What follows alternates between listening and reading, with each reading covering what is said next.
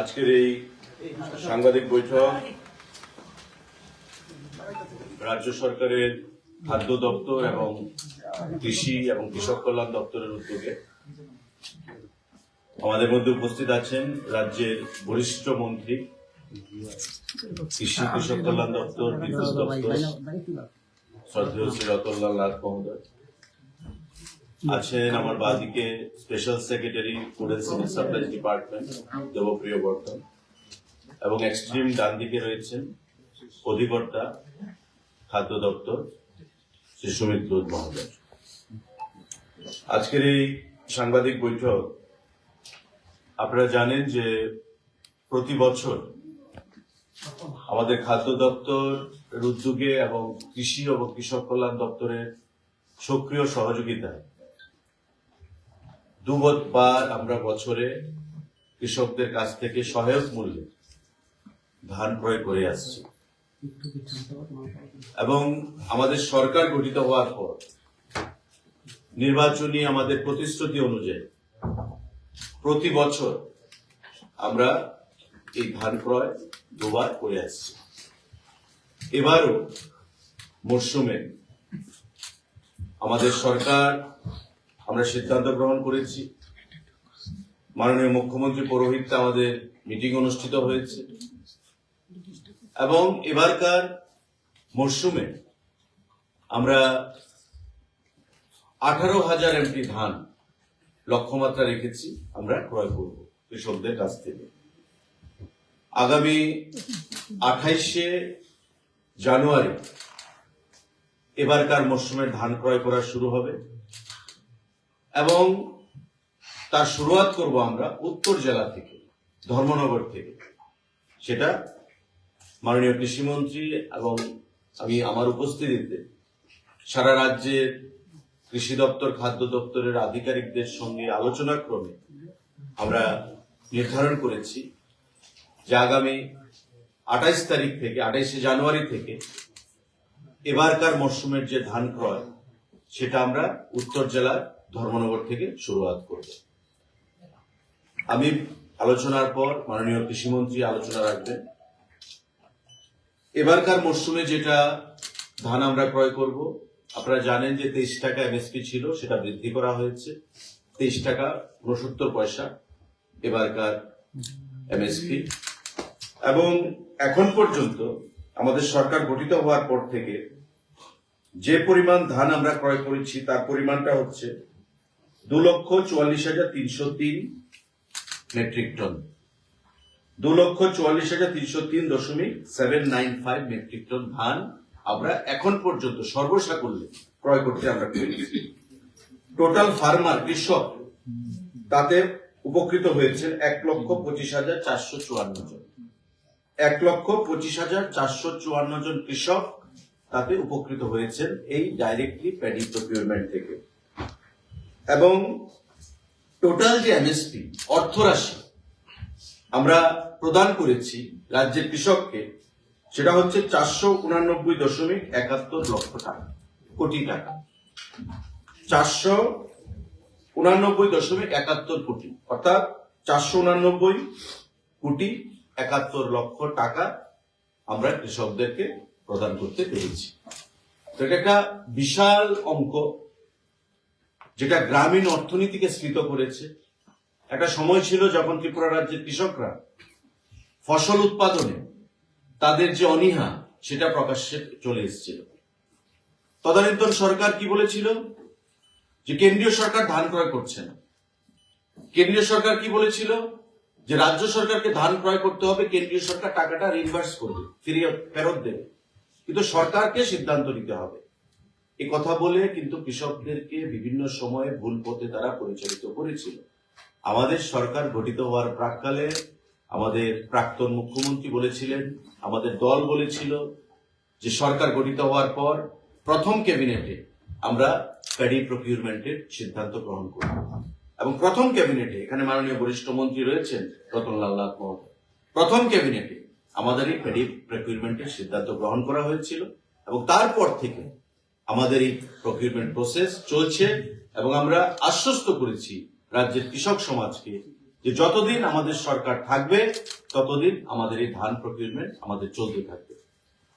এবারকার আমরা একটা নতুন পলিসি এনেছি ধান ক্রয় সম্পর্কে। এতদিন একটা সিস্টেমে চলেছে, আমরা এবার নতুন ভাবে উত্তর পূর্বাঞ্চলের অন্যান্য রাজ্যের সঙ্গে তাল মিলিয়ে, ভারতবর্ষের অন্যান্য রাজ্যের সঙ্গে তাল মিলিয়ে আমরা নতুন পলিসির মাধ্যমে এই প্যাডি প্রকিউরমেন্ট আমরা শুরু করছি আগামী 28শে জানুয়ারি থেকে।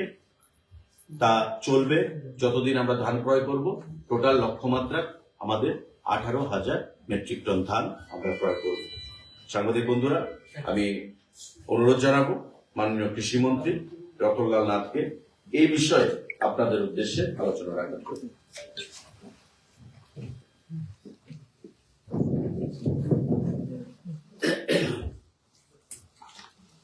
মাননীয় খাদ্যমন্ত্রী, আমরা প্যাডি প্রকিউরমেন্ট কিভাবে করব, কত করব ডিটেইল করেছে। আমরা এই যে সিদ্ধান্তটা, যেটা মাননীয় মন্ত্রী বললেন যে প্রথম ক্যাবিনেট আমাদের সিদ্ধান্ত হয়েছে, কেন নেওয়া হয়েছে? কৃষকদের আয় যাতে ডাবল বা তার বেশিও হয়, সেই জন্য কিন্তু আমরা এই সিদ্ধান্ত গ্রহণ করেছিলাম। 15-16 ভিত্তি বছরে কৃষকদের আয় ছিল 6,580 টাকা। আজকের দিনে কৃষকদের ধীরে ধীরে এটা বাড়তে বাড়তে 18-19-এ 8,982, 20-21-এ 11,096 এবং সর্বশেষ যে সমীক্ষা 13,590 টাকা কৃষকদের মাসিক আয়। এই সিদ্ধান্তের মূল উদ্দেশ্য হলো একদিকে কৃষকের আয় বৃদ্ধি করা, সাথে সাথে রাজ্যের উৎপাদন বৃদ্ধি করা। একটা রাজ্যের একটু, গতকাল আমরা 15 রাজ্যের মর্যাদা আমরা এই দিনটি আমরা পালন করেছি। জিএসডিপি অর্থাৎ একটা রাজ্যের উন্নয়নটা কিভাবে হয়েছে, কি হয়েছে, কিভাবে অ্যাসেসমেন্ট করবে? কয়েকটা রাস্তাঘাট, কিছু বিল্ডিং, এটা তো না। টোটাল কি GSDP, gross state domestic product কি? 17-18-তে আমাদের সরকার আসার আগে রাজ্যের জিএসডিপি ছিল 43,716 কোটি, আর গত বছর রাজ্যের জিএসডিপি হলো 89,687। আজকের দিনে 98,279 কোটি টাকা জিএসডিপি। এটা, এবং আমাদের প্ল্যান কি 2030-এ 1,64,000 কোটি আমাদের জিএসডিপির টার্গেট নেওয়া। এই যে আমাদের প্রধানমন্ত্রী বলছে এবং মুখ্যমন্ত্রী বলছে 2047 আমাদের টার্গেট 10,38,000 কোটি টাকা আমাদের জিএসডিপির প্ল্যানিং। এই নিয়ে আমরা এগোচ্ছি। এটা নিতে হলে কি করতে হবে? সবকিছুতে প্রোডাকশন বৃদ্ধি করতে হবে। কৃষিতে উৎপাদন বৃদ্ধি করতে হবে, হর্টিতে উৎপাদন বৃদ্ধি করতে হবে, মৎস্যতে উৎপাদন বৃদ্ধি করতে হবে, পশুপালনের মাধ্যমে মাংস এবং ডিম উৎপাদন বৃদ্ধি করতে হবে, service sector, tourism and business বৃদ্ধি করতে হবে, বিদ্যুৎ উৎপাদন বৃদ্ধি করতে হবে এবং বনজ সম্পদ উন্নয়ন, এগুলির উপর গুরুত্ব দিচ্ছি আমরা এবং শিল্পের মাধ্যমে। এই জিনিসগুলি মিলে আমরা জিএসডিপি পাই। সেই জন্য আমাদের সরকার প্ল্যানিং করে কাজটা করছে। দেখবেন, আপনি যদি একটা তথ্য দিই আপনাদেরকে, 17-18-তে রাজ্যের উৎপাদনে ছিল ধান উৎপাদন 7,70,000 মেট্রিক টন। আমাদের গত বছরের আমাদের উৎপাদন 8,30,000 মেট্রিক টন। কত বেড়ে গেছে!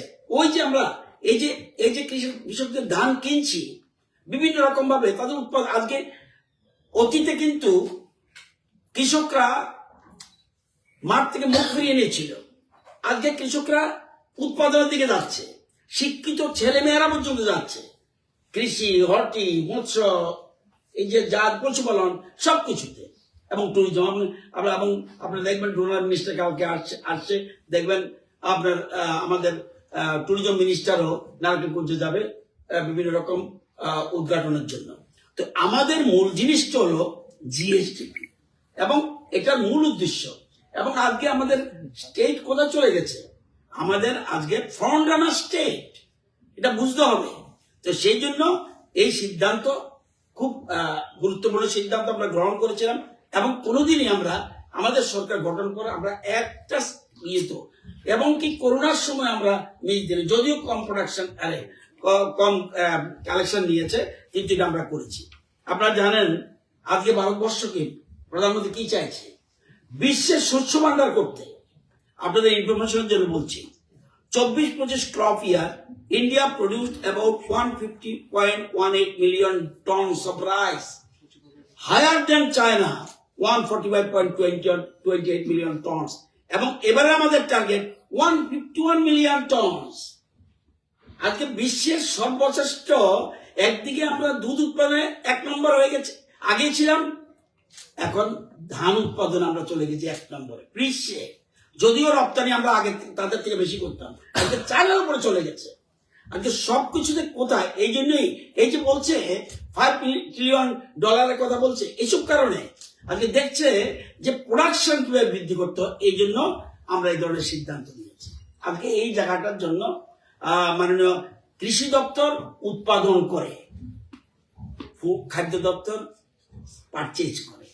এই যে জয়েন্টলি আমরা এগিয়ে নিয়ে যাচ্ছি আমাদের রাজ্যকে। ক্লিয়ার? কোনো কোশ্চেন এই বিষয়ে? স্যার 24-25 খাদ্য দপ্তর কত ধান ক্রয় করেছে? 24-25 আমাদের টোটাল ফার্স্ট ক্রপ, যেটা দুবার তো হয় বছরে, ফার্স্ট ক্রপে আমরা করেছিলাম 17,497.109 MT। সেকেন্ড ক্রপে আমরা করেছি 18,946.990 MT, মানে 17,500 প্রথম ক্রপে আর তারপরের ক্রপে 18,500 উপর, সিমিলারিটি আছে, মানে 18,000 18,500 এভারেজ। এই বছর কি কোনো বৃদ্ধি পাবে? এই বছর 18,000 18,000 টার্গেট নিয়েছে। কৃষিমন্ত্রীর কাছে মাননীয় একটা প্রশ্ন, এই ফিনান্স কমিশনের যে একটা অবজারভেশন ছিল যে ত্রিপুরাতে কৃষকরা মানে ক্রমশ মানে ক্ষেত থেকে সরে আসছে, এরকম একটা অবজারভেশন ফিনান্স কমিশনের ছিল। এটার কি কোনো আপডেট আছে? কোনো আপডেট না, এটা ছিল হ্যাঁ। যখন এখন লেফট ফ্রন্ট গভর্নমেন্ট যখন এই রাজ্যে ছিল, প্রচুর জায়গা ভ্যাকেন্ট ছিল, কৃষিমুখী হয়নি, মাঠমুখী হয়নি কৃষকরা। আজকে আপনি যাবেন প্রত্যেক জায়গায়, আমাদের আপনারা জানেন যে সাউথ গোমতী এবং সিপাহীজলা আমরা বর্তমানে আগের থেকেই আমরা ধান উৎপাদনে আমরা স্বয়ংসম্পূর্ণ। এবার আমাদের খোয়াই এবং ধলাইও ওই জায়গায় চলে যাচ্ছে। সার্ভের লেটেস্ট রিপোর্ট আসেনি, কিন্তু হিউজ এবার আরো বেশি ধান কেনার জন্য বলছে, অর্থাৎ প্রোডাকশন এত বেশি হয়েছে। তার মানে কেন, কৃষি দপ্তর এবং কেন্দ্রীয় সরকার রাজ্য সরকার মিলে সমস্ত রকম এই যে কৃষি যন্ত্রপাতি থেকে আমরা নিউ বারবার আমরা আজকে কেন ভারতবর্ষ এই জায়গায় যাচ্ছে, যত নিউ টেকনোলজি সব গ্রহণ করছে ইন্ডিয়ান গভর্নমেন্ট এবং আমরা এগুলা অ্যাডপ্ট করছি। তো সুতরাং আমরা এখন মানুষকে কৃষিমুখী করতে পারছি, এটি আমাদের সার্থকতা। যদিও আমরা আবার অর্গানিক ফার্মিং এ যাচ্ছি, আমাদের ন্যাচারাল ফার্মিং এ যাচ্ছি, ওটা আছে, এরপরও আমাদের কিন্তু প্রোডাকশন বৃদ্ধি হচ্ছে। স্যার আমার একটা আপনি যখন রাজ্যের উৎপাদনতা বৃদ্ধির কথা ভাবছেন, কৃষকদের আরো সফলতা নিয়ে ভাবছেন, তো কিছু কিছু মানুষের কৃষকরা অভিযোগ যে রাজ্যে অনেক জায়গায় যেমন পশ্চিম ত্রিপুরায় তারা তাদের কৃষি জমিতে কৃষি করতে পারছে না, কারণ যে কৃষি জমির পাশে জমিগুলি মাটি দিয়ে ভরাট করা হচ্ছে, বাস্তু করে ফেলছে, যেটা নাকি সম্পূর্ণ বেআইনিভাবে করা হচ্ছে। তাদের বিভিন্নভাবে পত্রিকা এবং নিউজে চলে আসছে এই জিনিসগুলো যে তারা কৃষি করতে পারছে না, পাশের জমিটা ভরাট করার পরে। তো সেই বেআইনিভাবে যারা করছে, এটা নিয়ে আপনারা কি ব্যবস্থা নেবেন? আমাদের মন্ত্রিসভায় ব্যাপারে আলোচনা হয়েছে। এটা একটা সমস্যা। একটা পরিবারে 3 ভাই থাকলে একটা বাড়ি ছিল আগে, এখন সে নতুন বাড়ি করতে যাচ্ছে। তার কৃষি জমির মধ্যে যেহেতু আর জায়গা নেই, সে করতে যাচ্ছে। এখানে বড় জটিল পরিস্থিতি। আমাদের রাজ্যে কৃষি জমির পরিমাণ কম, অনলি 24%। কিন্তু এর মধ্যে আমরা আধুনিক পদ্ধতিতে, এই জন্য আমরা হাইড্রোপনিক সিস্টেম পর্যন্ত আমরা কৃষিকাজ করতে যাচ্ছি। উপরের দিকে কিভাবে করা যায়, ওটা যেটা বলছেন, এসব সমস্যা আছে। সমস্যা নাই পৃথিবীতে, এমন সমস্যা কিভাবে দেখা যাচ্ছে যে কয়েকশো কানি এটা আপনি বলছেন, কিন্তু কয়েকশো কানি আপনার কাছে একটা স্পেসিফিক একটা জায়গার নাম বলুন তো, কয়েকশো কানি একটা জায়গা বলুন, আমি বলছি এমন কিছু বলবেন। আছে প্রতাপগড় দিকে মজা বলুন, মজা বলুন, হ্যাঁ? মজা। আমাকে যখন বলবেন স্পেসিফিক বলবেন, না, দেখা যাচ্ছে ডোন্ট টেক এ দ্যারাইজ। মজা বলুন, 100 কানি একসাথে ভরে ফেলেছে। টোটাল আরে, এরিয়াতে 100 কানি না, একটা জায়গা আপনি বলছেন, আপনার এই কথার উপরে আমি যুক্তি থাকবো না। আমার বক্তব্য হলো সমস্যা আছে। আপনারা কয় ভাই ছিলেন? 3 ভাই যখন বাড়ি করবেন তখন কোথায় করবেন? বাড়িতে, আকাশে? এটা সমস্যা আছে, এটা বুঝতে হবে। আমরা আলোচনা করেছি এই জিনিসগুলি, আমরা চেষ্টা করছি, সেই জন্যই ওদের সমস্যাটা দেখতে হবে। বেআইনিভাবে আমরা অ্যাকশনও নিচ্ছে, কিছু কিছু ক্ষেত্রে যখন সম্পূর্ণ বেআইনি চান্স না, আবার হিউম্যানিটি দেখতে হবে। ওর জায়গায় বাড়ি করবে, হ্যাঁ, এখন যদি দেখা যায়, ঠিক আপনার কথা ঠিক, যদি দেখা যায় 50 কানি 100 কানি করে ফেলছে, সেই জায়গায় সরকার স্টেপ নিচ্ছে, এটা নিচ্ছে নিশ্চয়ই। মাননীয় মন্ত্রী যেটা বললেন যে আলোচনা হয়েছে ক্যাবিনেটে বিস্তারিতভাবে মুখ্যমন্ত্রী পৌরোহিত্যে, এটাকে যারা এমন করছে তাদের বিরুদ্ধে ফাইনও হচ্ছে, কারণ এমনিতে কেউ যদি পারমিশন না নিয়ে সেখানে বাস্তু করে ফেলে নাল জমিকে, তার বিরুদ্ধে ফাইন হচ্ছে, অ্যাকশন নেওয়া হচ্ছে। আর আমি সাংবাদিক বন্ধুদের আবার বলবো, ফিগারটা একটু আপনারা নেবেন কাইন্ডলি। টোটাল প্যাডি এখন পর্যন্ত আমরা ক্রয় করেছি 2,44,303 MT। আমাদের সরকার আসার পর থেকে 2,44,303 MT। কৃষকের সংখ্যা যারা বেনিফিটেড হয়েছে 1,25,454 জন। বিরাট সংখ্যক, 1,25,454 জন। টোটাল টাকা, টোটাল যে অর্থরাশি কৃষকদের কাছে আমরা দিতে পেরেছি প্যাডি প্রকিউরমেন্টের মাধ্যমে 489 কোটি 71 লক্ষ টাকা। 489 কোটি 71 লক্ষ টাকা এখন পর্যন্ত আমরা কৃষকদেরকে দিতে পেরেছি। আর এবারকার এমএসপি হচ্ছে মানে পার কেজি 23 টাকা 69 পয়সা। এটাও টাকা বেড়েছে, হ্যাঁ। এটাও 23 টাকা ছিল, 69 পয়সা আরো বৃদ্ধি পেয়েছে। একদম শুরুতে কত ছিল? শুরুতে ছিল আমাদের 17 টাকা 50 পয়সা। দেখুন, 17 টাকা 50 পয়সা, আজকে 23 টাকা 69 পয়সা।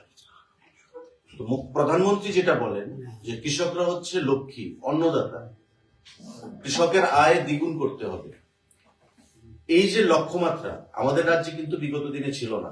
শুধু একটাই কথা, কেন্দ্রীয় সরকার তুলছে, ক্রয় করছে না। এবং গত কয়েকদিন আগে অ্যাসেম্বলি সেশনে আপনারা দেখেছেন বিরোধী দলের নেতা উনিও বলেছেন যে না, এটা সরকারের উপর দোষ চাপাতে চাইছে। এবং খাদ্যমন্ত্রী হিসাবে আমি দপ্তরের ডকুমেন্ট দিয়ে এটা প্রমাণিত হয়েছে এবং উনিও সেটা স্বীকার করেছেন যে আগের সরকার তাদেরকে ভুল বুঝিয়ে কৃষক সমাজের মাধ্যমে বা কৃষক যে তাদের সংগঠন কৃষক সভার মাধ্যমে মানুষকে ভুল বোঝাতো, কৃষক সভাকে ভুল বোঝাতো, রাজ্যের কৃষকদেরকে ভুল বোঝাতো। কিন্তু আমাদের সরকার আসার পর ফার্স্ট ক্যাবিনেটে, মাননীয় মন্ত্রী তখন শিক্ষা দপ্তরে ছিলেন, ফার্স্ট ক্যাবিনেটে এই প্যাডি প্রকিউরমেন্ট এবং আমাদের আগরতলা বিমানবন্দরকে মহারাজা বিদ্যুৎ প্রভুর নামে উৎসর্গ করা, এই দুটো গুরুত্বপূর্ণ সিদ্ধান্ত আমরা গ্রহণ করেছিলাম। যতদিন সরকার থাকবে প্যাডি প্রকিউরমেন্ট আমাদের কন্টিনিউ থাকবে। যদি এডিসি আমরা যে প্রোফার্মা, এটা বুঝেছেন তো, আমরা যদি পারলাম কিনতে, একটা সাধারণ কথা শুধু, আমরাও গভর্নমেন্ট, তারাও গভর্নমেন্টে ছিল, সরকার। আমাদের সরকার যদি পারচেজ করতে পারে, আগের সরকার 7 বছর আগে কেন পারচেজ করতে পারলো না? এতে বোঝা যায় তাদের কৃষকদের প্রতি তাদের দরদ কতটুকু ছিল। এডিসি ইলেকশনে যদি ইয়ে হয়, মানে ঘোষণা হয়, কোড অফ কন্ডাক্টের মধ্যে কি প্রসেসের মধ্যে কোনো অলরেডি অ্যানাউন্স কন্টিনিউয়াস প্রসেস আমরা অ্যানাউন্স করে দিয়েছি, তো রেট্রোস্পেক্টিভ মানে এডিসি ইলেকশন তো কবে ঘোষণা হবে এবং আমরা মিটিংও তো করে দিয়েছি। বাই দিস আমরা এই যে আমরা অলরেডি আজকে শুধু প্রেস না, এই প্রেসে দেখুন, প্রেসে ইনফরমেশন দেওয়া হয়েছে, প্রেসের আগেই food minister along with his officials already ডিডিএর সাথে কথা বলে, জনপ্রতিনিধির সাথে কথা বলে, প্রত্যেক জেলা পরিষদ, প্রত্যেক পঞ্চায়েত সমিতি এবং অফিসারদের সাথে এসডিএম সবাই কথা বলে কিন্তু সিদ্ধান্ত দিয়ে দিয়েছে।